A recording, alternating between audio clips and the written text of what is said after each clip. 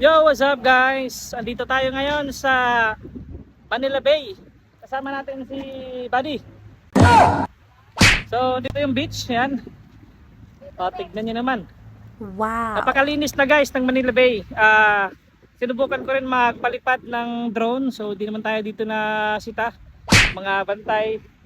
So, nakakuha tayo ng ilang shots. Mamaya i-edit ko.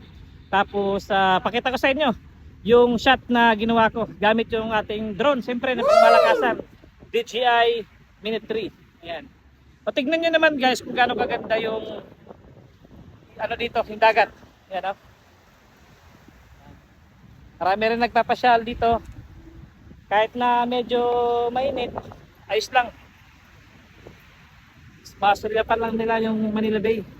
So napakalaki na talaga yung improvement simula nung na-rehabilitate itong Manila Bay. Malinis na siya. Although may mga kunting kalat pa yan. Yan, may mga kalat pa rin. Galing sa dagat. Siyempre napupunta rito. Pero may mga maintenance naman dito na maglilinis ng basura. Pagka ganito medyo marami na. Para ma-maintain pa rin nila yung linis ng Manila Bay. So ayan. Ayan guys.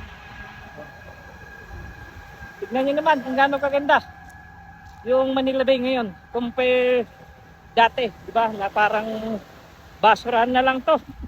Pero ngayon, grabe. Ginagawa ng tourist spot, tourist attraction itong Manila Bay. So, yun lang guys. Pa-like naman, share itong video natin. Thank you. Babush. Sheesh!